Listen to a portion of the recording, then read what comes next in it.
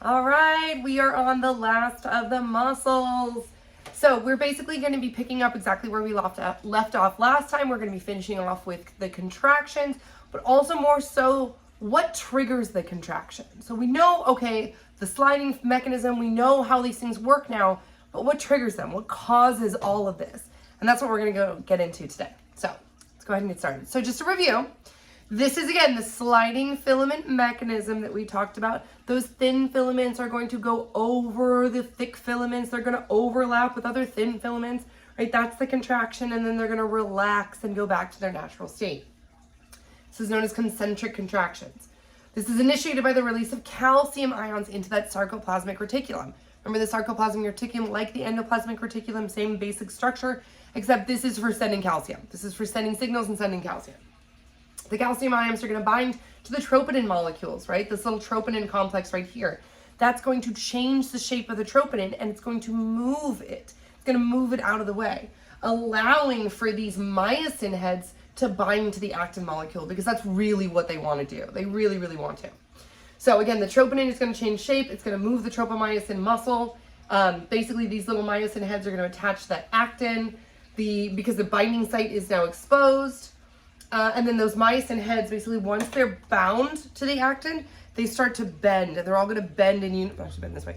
They're going to bend in uniform, right, in unison. And as they bend, right, all these guys are going to bend this way. It's going to bring these thin filaments in. As these guys bend this way, it's going to bring this thin filament in that way. All right.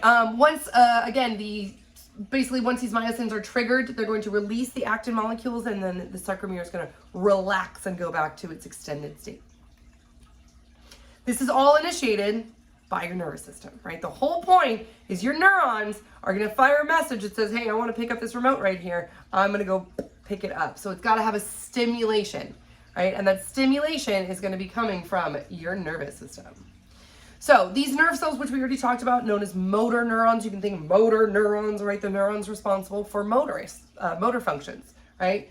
So this motor unit essentially is just the motor neuron and all the muscle fibers it controls. So that's what we can see right here.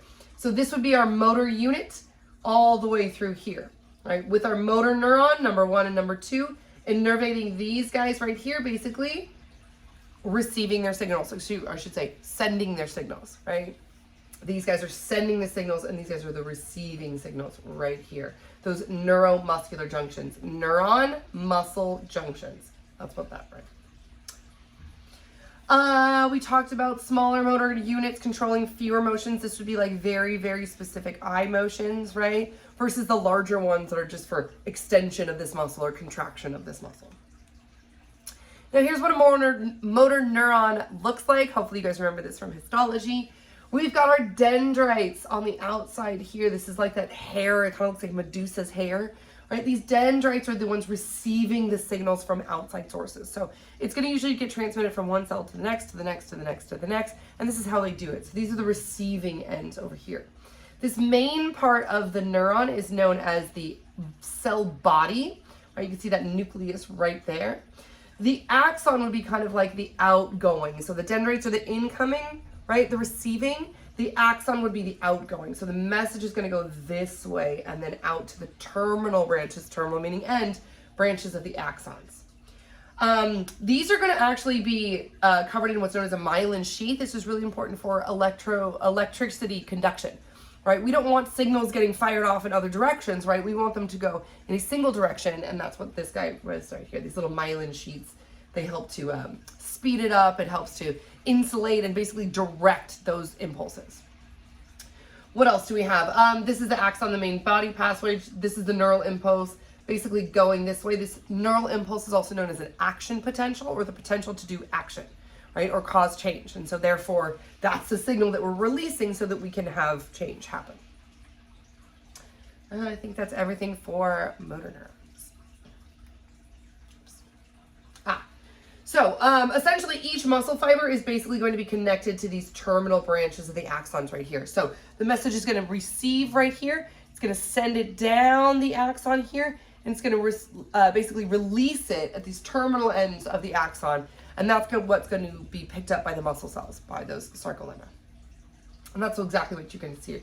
The neuromuscular connections here, here, and here. Axon, thank you. Axon coming down here, right, to those neuromuscular junctions. And that's what we can see right here under the microscope. And at the very tip of that neuromuscular junction, you've got your little synaptic knob right here. That's basically one of those tiny little, one of these guys right here. That's what we're going to be talking about, right? That's a synaptic knob, and we're going to see the end of the little synapse and where it attaches to the muscle, and that's right here. Okay, so this is the end of our axon, right? This is our neuromuscular junctions where it's attaching the neuron to that muscle fiber. And if you get an up-close version of this right here, this is your presynaptic terminal. Pre meaning before the synapse. This is your synaptic terminal, basically right here. These are your synaptic vesicles, essentially. As we trigger signals, right, we're gonna package some of these little vesicles, which are gonna get released out this bottom end here into the synaptic cleft, and then it's gonna be absorbed by what's known as the postsynaptic membrane, or after the synaptic membrane. We can see some mitochondria in here. Of course, these are our muscles. We need lots and lots of energy. I think that's it. All right, so getting a little better view of this. So we've got this is our terminal end of our axon. We've basically got these little vesicles that are gonna come out right here, these little synaptic vesicles. These are gonna be containing the calcium that we need, the amazing calcium that we need to turn on everything. Okay, so what they're gonna be doing is they're basically going to be, this action potential is going to trigger one of these channels to open up, and this is known as a voltage-gated calcium channel. It's calcium channel because it's sending calcium through, and it's voltage-gated, meaning it needs to receive that signal, that electricity signal, right? That electrical signal that's going to come in and go, oh, cool, now I open. Okay, so essentially these action potentials, again, the signal is going to come in, it's going to trigger these voltage-gated calcium channels to open in our presynaptic terminal. These guys are going to release it into the synaptic cleft right here, which is then going to open these channels and allow more stuff to come through, and that's what we can see right here. So we've got our calcium getting released into here, the presynaptic terminal, right? Into our synaptic vessels is going to be the calcium, right? So in these little synaptic vesicles is going to be what's called acetylcholine, and this is a neurotransmitter that's basically going to help us turn on other channels and pumps. So we're releasing calcium in here, which is going to trigger these synaptic vesicles to start bringing these acetylcholines right down to the synaptic cleft right here. And it's going to trigger them to be released out. So the ACH, or acetylcholine, again, is going to be released out of the synaptic cleft right here, which is going to travel down to the postsynaptic membrane, also known as the motor end plate. Motor end plate. So basically start, release, release, release, release, end. Right, and that's where the signal is going to go. So these motor end plates basically contain receptors for the acetylcholine, and essentially what's going to happen is these ligated gate channels are going to open up because it causes a conformational change. So they're going to bind to those channels. It's going to change their shape, allowing them to open up. Once they open up, we've got things like sodium and potassium, which is going to be allowed to flow through, because remember, they can't pass through the membrane without some kind of channel. So that's what these guys are going to do. They're basically going to create that conformational change. They're going to come in, they're going to bind, they're going to open the gates. Now we have a flood of things like sodium and potassium, which is going to cause our reaction. And that's what you guys can see right here. So the action potential comes down, right? Calcium channels open. Synaptic vessels are going to grab that acetylcholine that's already in here. It's going to release it out to the synaptic cleft. It's going to bind to these little protein channels, right? They're going to open up the channels, allowing for these receptor sites to come in and the sodium to flow from inside here, this little synaptic cleft, down through the channels, right? Down through the channels. So once we have that acetylcholine stimulating the changes in the sarcolemma, that's going to be what triggers our actual T-tubules to get that stimulation, to actually carry that signal down to initiate the fiber contraction. So all of this, again, all of these steps that are happening, this channel opening to release this channel opening, to release this channel opening, to release everything, is basically causing one twitch of your muscle. And we do it for every single muscle, billions of times a day. I know. Complicated process, but it's okay, because everything goes right in the end for the most part. Now, we don't constantly want to keep our muscles contracted, right? Eventually want this contraction to end. And how we do this essentially is we're going to re-invaginate that sarcoplasmic reticulum. Just like how we got the sarcoplasmic reticulum or the endoplasmic reticulum, same kind of thing. We're going to be able to invaginate with what's known as basal lamina, base level lamina. Now this basal lamina does contain an enzyme known as acetylcholinesterase. And essentially what that does is break up acetylcholine. Remember, anything at the ends of ACE is going to be an enzyme, and it's usually used to chop things up. So we're going to be chopping up our acetylcholine. Once we no longer have the acetylcholine, it can't bind to the channels, therefore letting the sodium through, and therefore everything stops, right? Basically, which I already talked about, it's going to break down that acetylcholine, and the receptor sites then close. The tropomyosin and the troponin move back into their original place. I should say troponin moves back into an original place, and everything goes back to where it was. Okay. So we have, again, this is the axon of the motor neuron. It's known as myelinated because it's covered in that myelin sheath. Right, we're going to send our signals down here to the neuromuscular junctions, right, those little synapses. Basically what we're going to do, there we go. So the nerve impulse is going to stimulate right here. That's going to release that neurotransmitter, acetylcholine, into our synaptic cleft. Once we release it here into our synaptic cleft, right, this is going to stimulate that sarcolemma, right? It's going to send basically all of this in here to stimulate our sarcolemma. It's going to transfer all of this through the T-tubules. This is sending our message, signals where we need to go. So it's going to come down here. It's going to go to that triad. It's going to release out into the entire sarcolemma, creating everything to be able to contract at once. Eventually, the enzymes are going to break down the acetylcholine here in the synaptic cleft, and therefore we're going to limit each of our muscle twitches to only a single muscle twitch, which is also how rigor mortis sets in, because this is a living process. So naturally, our muscles want to contract, but we actually have to give them energy to make them relax. And therefore, which is kind of backwards, but that's what happens when you die. That's why rigor mortis sets in, where you get all stiff and you're dead, right? It's because you don't have any of the energy to go, hey, muscles, relax. So they don't, boom, and they just tighten up and they stay like that. And that's why you get all stiff when you die. Now, there are 3 different types of these skeletal muscle fibers. We've all been just talking about just one general type right now, but there are 3 different types. There's the fast, the intermediate, and the slow. So the slow is known as your type 1 or your slow oxidative. Now we're going to talk about what each of these means, but essentially they're going to allow different things. Some of them are going to be for prolonged contraction, like in our back, right, to keep our posture up. Some of them are going to be for quick reflexes, like, oh, I need to do something really, really quick. And some others are going to be just general, like, hey, here's our everyday, right, our everyday. So type 1 is the slow oxidative, type 2A is going to be fast oxidative, and then type 2B is going to be fast glycolytic, sorry, I should say glycolytic. Now, these oxidative fibers are oxidative because they do produce this ATP aerobically, right? Aerobic oxygen, right? Anaerobic would be the glycolytic fibers. You can think of this as like they're going through glycolysis, like when you don't have enough oxygen and you only can go through glycolysis, and then maybe you go through lactic acid fermentation and all that good stuff, right? But in this case, these guys are going to produce their ATP only by glycolysis, anaerobically, hence not with oxygen. Now here's essentially, if we look at this under the microscope, and you can see all these different colors, right? These are different muscle fibers, all found within the same muscle. But you can see here the dark ones are going to be the slow, the kind of grayish ones are going to be the intermediates, and the whitish ones are going to be those fast types. And we're going to see why in just a second. Now, all muscles have all 3. Well, not all muscles, I shouldn't say all of them. There are no slow muscles in things like your eyes. Remember, your eyes are darting around constantly. You don't need any slow muscles in that one. You need fast muscles in that one. But for the majority, most of your muscles are going to have a combination of all 3. But the ratios are going to be very different depending on its function, depending on what your muscle actually does.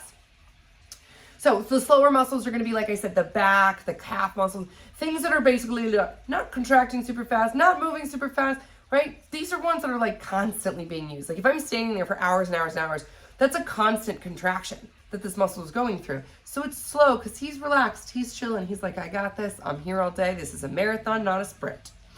Whereas your fast muscles, right? Your fast muscles are going to be something like, I need to lift something really heavy really quick, right? They're going to tire out, but they're going to be really useful, but not for super long, not for long durations. But let's go into each one of these right now. So let's talk the slow oxidative fibers first, right? These are the ones that are keeping us stable. These are the ones that are going to be found in our lower back. They're going to be great for prolonged contractions and like stabilizing muscles, right? We don't want to be hunched over. Like you stand for too long, your back starts to hurt. Yeah, but it usually takes kind of a long time. All right. We did talk about how they are aerobic reactions. They do have lots of capillaries. And again, aerobic, we need the oxygen. That's why you need the capillaries, right? Your veins, your arteries. You need all of the circulation happening. Very resistant to fatigue as long as you have oxygen. As long as you keep that oxygen going, these guys are okay.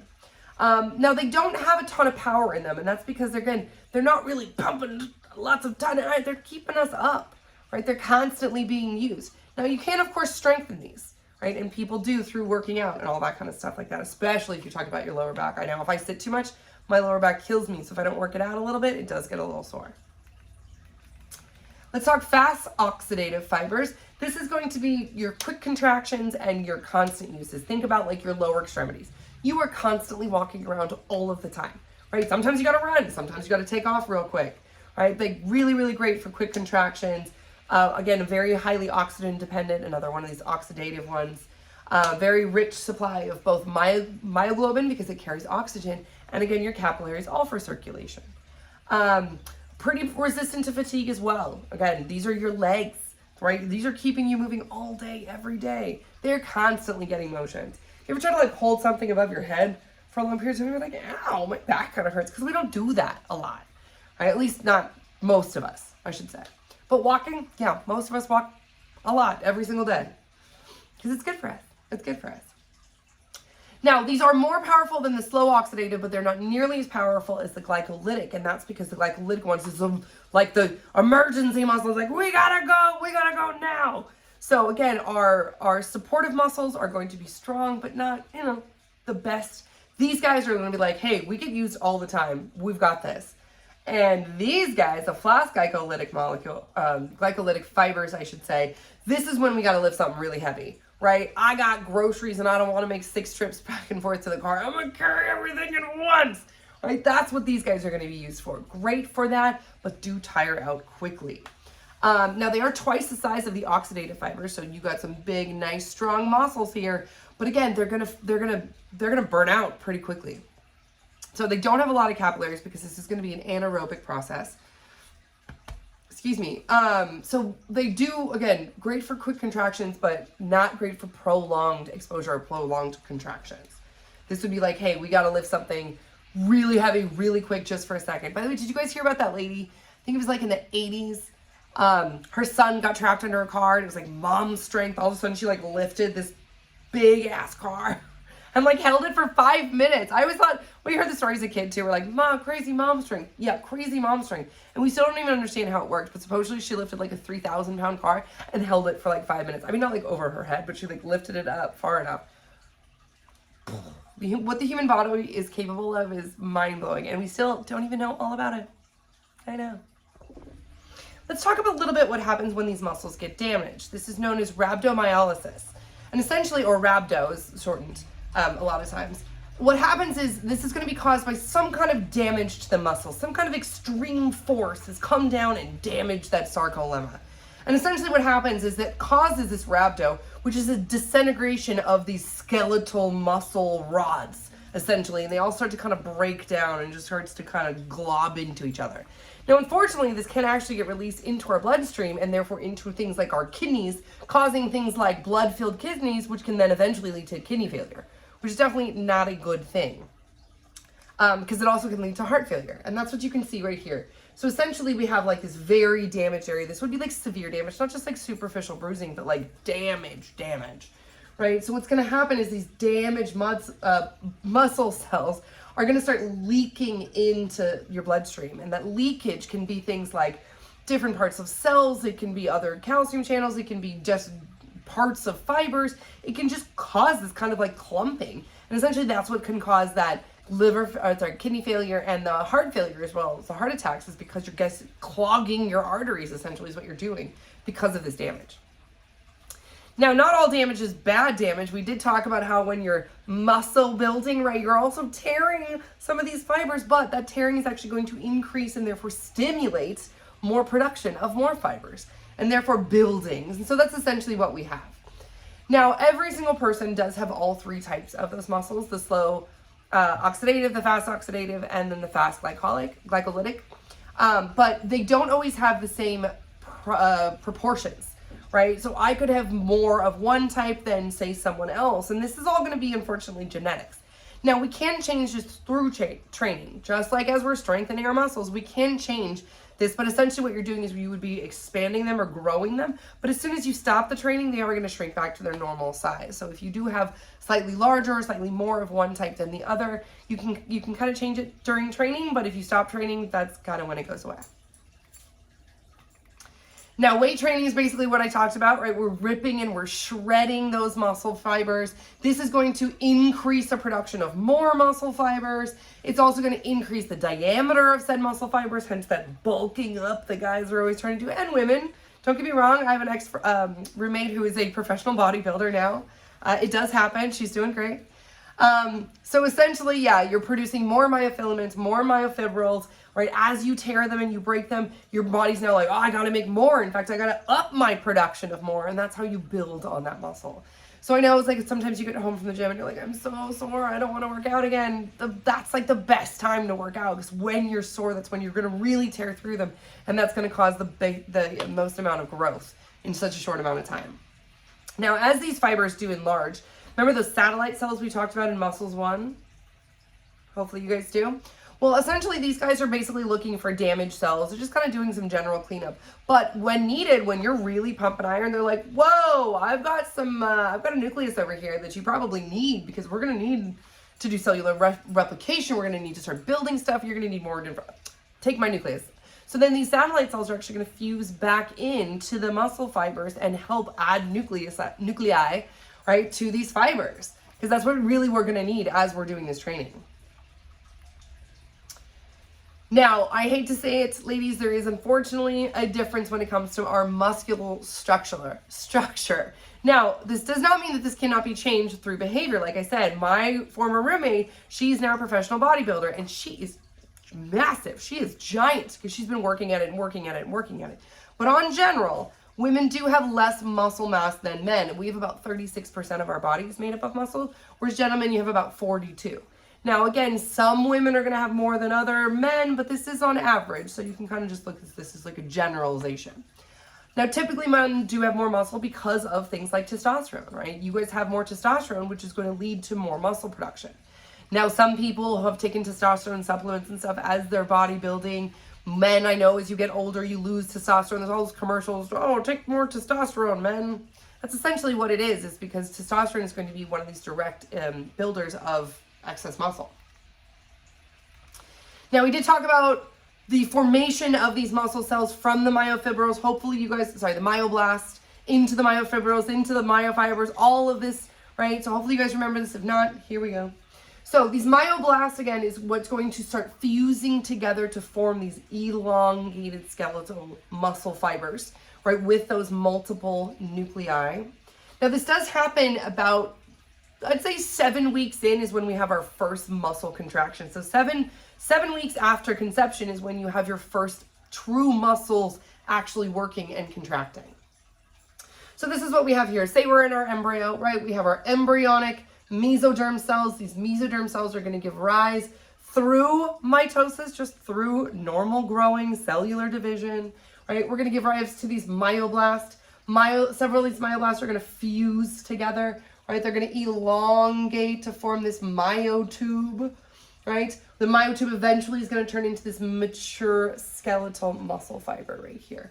And then you can see one of these little myoblasts, maybe he doesn't join in the party. He's just going to hang out on the outside like a satellite, kind of roaming around, right? And he's going to kick it right here is that satellite cell, unless we need him, and then we'll pull him in later.